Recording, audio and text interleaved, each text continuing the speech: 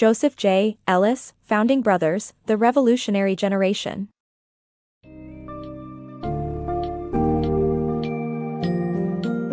Embark on a journey into the past and discover the story of the Founding Brothers, who transformed the world through the power of republicanism and laid the foundation for the modern United States. In Founding Brothers, The Revolutionary Generation, Joseph J. Ellis takes you to the year 1775, when 13 British colonies decided to challenge the colonial yoke and initiate the American Revolution.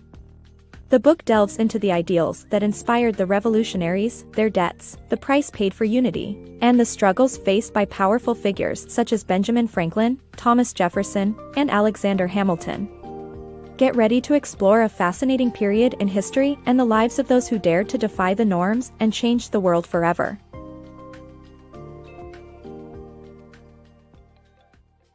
Discovering Republic Virtues. History is our way of understanding the present and the forces that shaped our world. Our journey takes us back to 1775, North America, where 13 colonies defied the British Empire. The Founding Brothers, influenced by republicanism, believed in a government representing the virtues and collective will of its citizens. Monarchy ruled most of the world, however. The American revolutionaries saw republics as a beacon of liberty in a world of despotism. They banked on the human virtue to protect the republic from would-be tyrants. To truly appreciate the birth of the United States of America, let's take a trip down memory lane and find ourselves in North America in 1775. 13 colonies, under the yoke of the British Empire, ignite a daring revolution to free themselves from Britain's oppressive grasp. The odds they faced seemed insurmountable, with the British Army and Navy demonstrating immense dominance. Nevertheless, undeterred, the American revolutionaries fought against the tide of history with unwavering resolve. Our Founding Brothers, the architects of this rebellion, stood united under a common ideal, republicanism. The vision of a republic was one where citizens could rule themselves by electing representatives, essentially a democracy by today's standards. These citizens were to be the masters of their destiny, capable of replacing their government when needed, a stark contrast to monarchies, where subjects were born to simply obey and governments remained indisputable. In 1776, the world was shackled by the chains of monarchies, as it had been throughout history. But while the pervading darkness of tyranny engulfed the world, there were a few shining examples of republics, like the ancient Roman Republic, to inspire the American revolutionaries. These exceptional states became their lighthouses of liberty amid a sea of despotism. However, the existence of republics begged the question, why were they so few and far between? Why did they succumb to the forces of absolutism, as demonstrated by the fall of Rome to tyrannical monarchies? The American revolutionaries turned to the idea of virtue as the answer to this dilemma. The foundation of any republic lies in the virtues of its citizens, ensuring that potential dictators and despots cannot seize control. By instilling virtue within the very fabric of their nation, the Founding Brothers of America laid the groundwork for self-governance and democracy, a testament to the power of righteousness in the hearts and minds of the people. With this essential virtue in place, the revolutionary generation set a course toward the vibrant republic the United States of America would become. The virtue of republican citizens. Unlike despotic rulers, who thrive on obedience through fear and power, republican governments require virtuous leaders and citizens to ensure loyalty and equality. For a republic to succeed, both leaders and citizens must prioritize the common interest, act with integrity, and avoid corruption. Recognizing the fall of historical republics like Rome due to selfishness and corruption, American revolutionaries worked to establish their free republic on virtues, striving to defy history and uphold high standards. Absolute power is at the core of a despot's ability to maintain loyalty and obedience. Rebellious subjects can be swiftly punished, and a dictator's will is the law. For despots, virtuous leaders or citizens are not necessary, and it can even be advantageous if they are selfish and corrupt, making them easily manipulated. However, republican governments operate under entirely different principles. Republican governments must be built on a foundation of virtue to win and retain the loyalty of their citizens. By treating all citizens equally, following the rule of law, and working for the common good, a Republican government earns the trust and support of its people. Should the government fail in its virtues, citizens have the right to replace them through elections or even revolutions. For a republic to thrive, its citizens must also prioritize virtue. If selfishness and corruption permeate society, it will deteriorate the trust necessary for power sharing, ultimately leading to civil wars and the demise of the republic. Good Republican citizens must be deeply patriotic, seeking compromises, and placing the common good above personal interests. The demanding nature of republics has made despotic monarchies the norm throughout history. Republics' survival heavily depends on strong moral character and wise judgment from leaders and citizens alike. A lapse in either can lead a republic down a path of ruin, as demonstrated by the collapse of the once powerful Roman Republic. When Rome's citizens were virtuous and patriotic, their focus was on the common good. However, corruption and selfish desires led to division and conflict, resulting in Rome's downfall. American revolutionaries were well aware of the historical challenges faced by republics. As they established their new nation, a free republic dedicated to liberty and happiness, they knew they were defying history with their unprecedented endeavor. To succeed, they had to remain vigilant against corruption and the decline of virtue. This determination to uphold high standards often led to conflicts, as each misstep potentially represented the first step towards ruin. The success of the American Republic ultimately hinged on the unwavering virtue and dedication of its leaders and citizens. Hamilton's unwavering federalism. The American Revolutionary War, a seemingly impossible fight, culminated in victory with the British surrendering in 1783. This marked the beginning of the American Republic, and its founders were tasked with navigating the challenges that arose in a post-war society. Among these figures, Alexander Hamilton stood out as a tenacious advocate for federalism, a system that emphasizes a strong central government with a direct influence on the economy. Despite his meager beginnings and complex past, Hamilton's unwavering belief in industry and urbanization as keys to America's success shaped the nation's future. The birth of the American Republic brought forth new challenges as the nation traversed uncharted territory. Bearing admiration for Rome, the founders recognized the impossibility of stepping back in time to mirror the ancient republic. Instead, they sought their own unique solutions, though their shared ideals often spawned divergent perspectives and plans. In the early republic, Thomas Jefferson, a notable statesman, postulated that each generation was sovereign and conceived the idea of laws expiring after 20 years. While Jefferson eventually deemed this idea anarchic, it demonstrated that the future of the United States was far from predetermined. Enter Alexander Hamilton, a staunch advocate for federalism, a doctrine advocating a strong central government, significantly involved in governing the economy. Dubbed the Little Lion of Federalism, Hamilton stood at just 5'7", but his aggressive demeanor and unyielding spirit were characteristic of a lion. A brave and inventive soldier in the Revolutionary Army, Hamilton showcased these traits similarly in his political life. He relentlessly confronted obstacles and launched fierce attacks against political adversaries, evoking admiration from his allies and animosity from his opponents. John Adams, a founder and future president, belonged to this opposing camp, calling Hamilton the bastard brat of a Scotch peddler. This derogatory comment held some truth. Hamilton was born on the West Indian island of Nevis to an impoverished Scottish merchant father. However, his humble beginnings fueled his desire to excel in all endeavors. His life took a decisive turn when he moved to New York, where he rose through social ranks working for merchants, bankers, and industrialists, the urban business elite. They lacked the aristocratic attitudes typical of plantation-owning revolutionaries, preferring creation over conservation. Hamilton's admiration for these men steered him to believe they embodied America's future. At the core of his Federalist ideology was the conviction that cities, as the epicenter of industry and commerce, would ultimately shape the nation's destiny. Hamilton's debt strategy, assumption. Facing a financial crisis in the 1780s, America was crippled by debt, and unity among the 13 states seemed near impossible.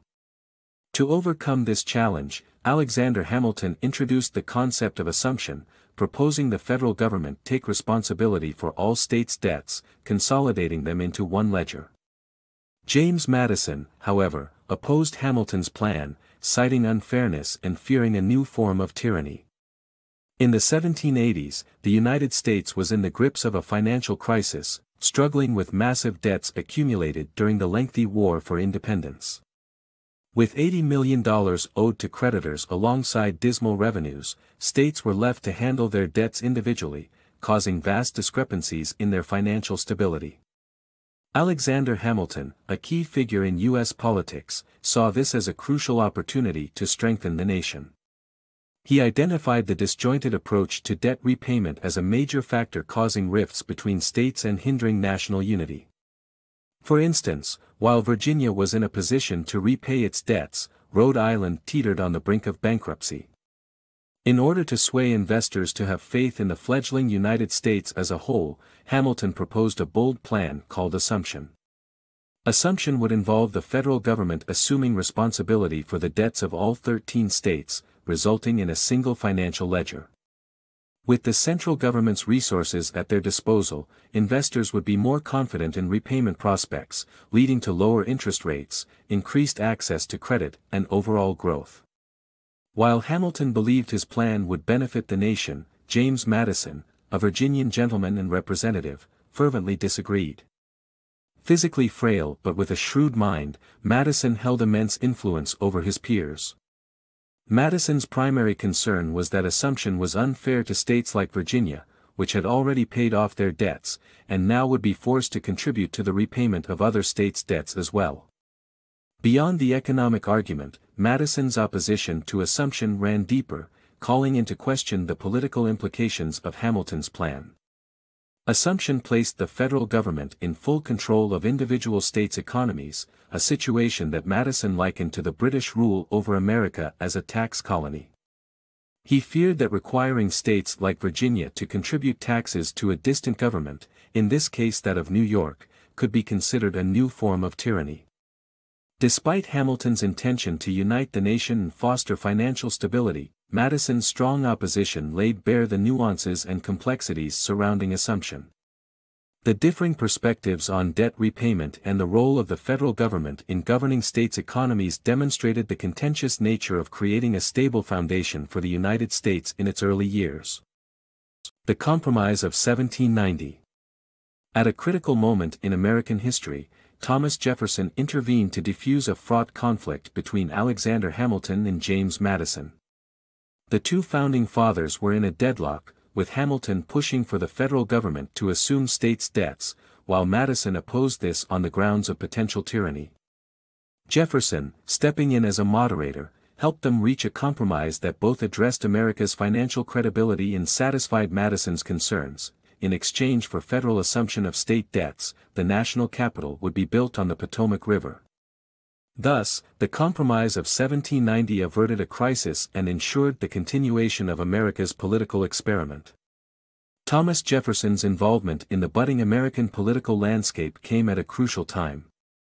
As a respected figure, standing at an imposing 6'2" and being older than both Hamilton and Madison, he commanded respect. Despite being accused of misconduct during his tenure as governor of Virginia when British troops burned the state's capital, and having withdrawn from public life, he eventually returned in 1789 at the request of President George Washington. Jefferson was quick to recognize the importance of solving the disagreements between Hamilton and Madison. The infant nation's credibility was at stake, particularly as unsettled foreign debts severely limited their standing in Europe. He cleverly realized that a purely economic argument wouldn't sway Madison, a political compromise was necessary, and so focused on the contentious question, where to build the new U.S. Capitol. At that time, each state and city proposed their own reasons for being granted the honor of hosting the Capitol. Though most proposals were self-serving or geographically centered, Virginians like Madison believed the location along the Potomac River was symbolic, representing the country's connection and expansion into the Western territories. However, this notion was met with skepticism and mockery. Seeing an opportunity, Jefferson invited both Hamilton and Madison to dinner in the summer of 1790, helping them find common ground. As a result of this pivotal meal, Madison agreed to Hamilton's proposal for the federal government to assume states' debts.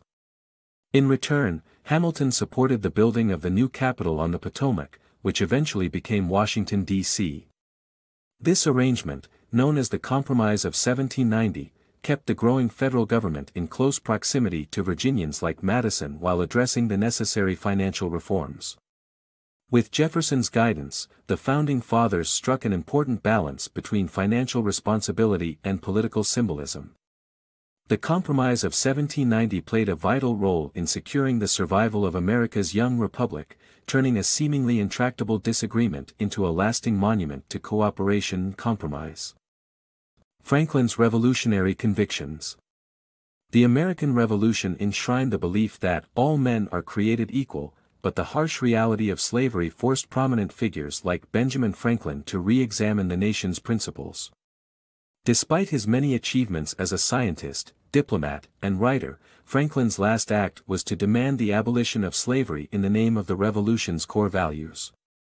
His bold challenge laid the groundwork for future generations to openly address and ultimately dismantle this appalling institution. When the American Revolution erupted in 1776, the Declaration of Independence proclaimed, "We hold these truths to be self-evident, that all men are created equal." This revolutionary document also identified unalienable rights such as life, liberty, and the pursuit of happiness that ought to be beyond the reach of tyrannical powers. Unfortunately, the world-changing revolution fell short of truly embodying these ideals as it failed to address the atrocious practice of slavery. Benjamin Franklin, one of America's foremost revolutionaries, was acutely aware of this oversight and regarded slavery as a vile contradiction to the country's newfound values. Despite his modest upbringing, Franklin's innate brilliance quickly established him as a key figure in America's early years. His diverse talents as a renowned scientist, esteemed diplomat, and influential writer made him one of the few individuals capable of questioning the moral inconsistencies underlying the nation's founding.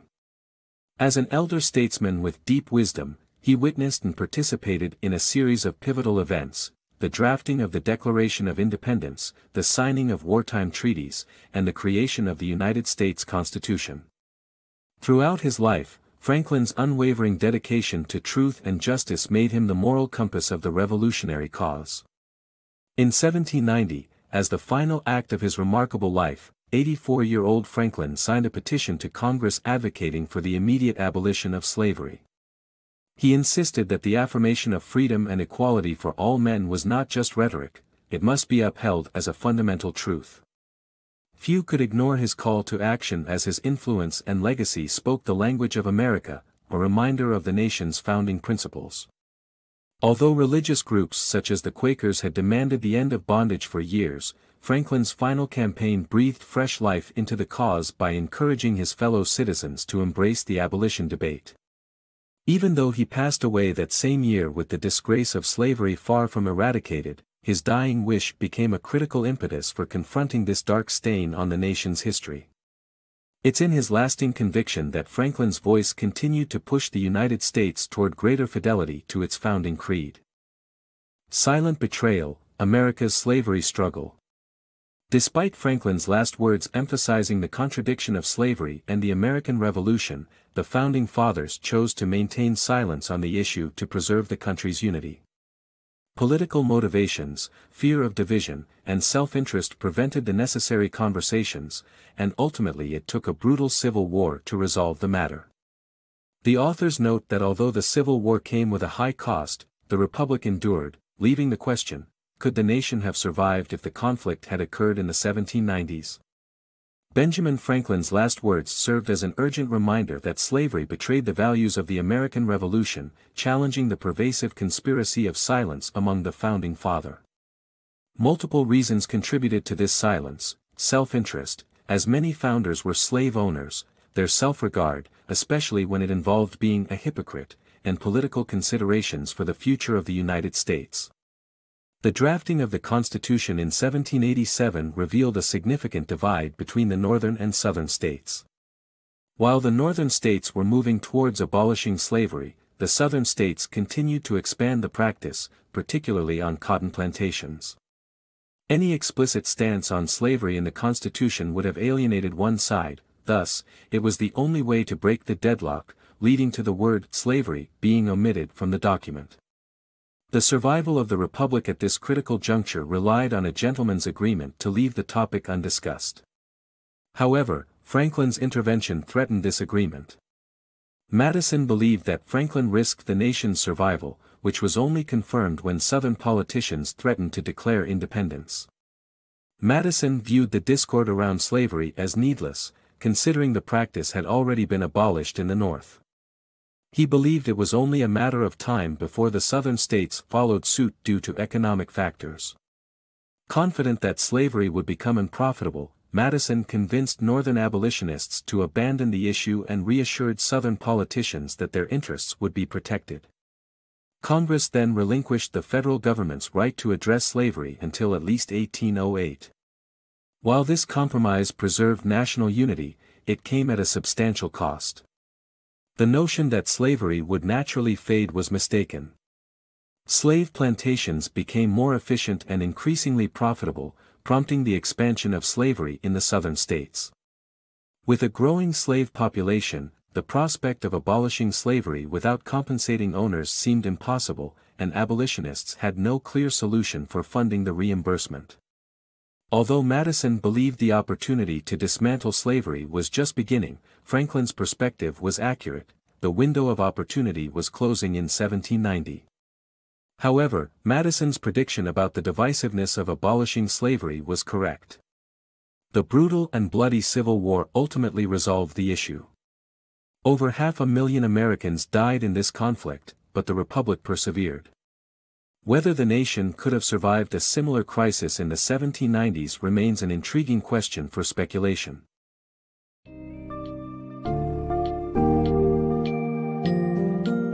In Founding Brothers, The Revolutionary Generation, Joseph J. Ellis provides a compelling account of the men who shaped the course of history and gave birth to the United States. From the trials faced in the American Revolution and the conflict-ridden development of central government, to the ideological battles and the bitter issue of slavery, it is a tale of perseverance, courage, compromise, and the pursuit of liberty. The Founding Brothers may have had their differences, but their shared values and unwavering belief in republicanism forged a nation that stands strong even today. As you finish this inspiring journey, remember that the essence of republicanism lies in virtue, patriotism, and the commitment to put the interests of the common good above one's own, a lesson resonating beyond history and relevant to the 21st century.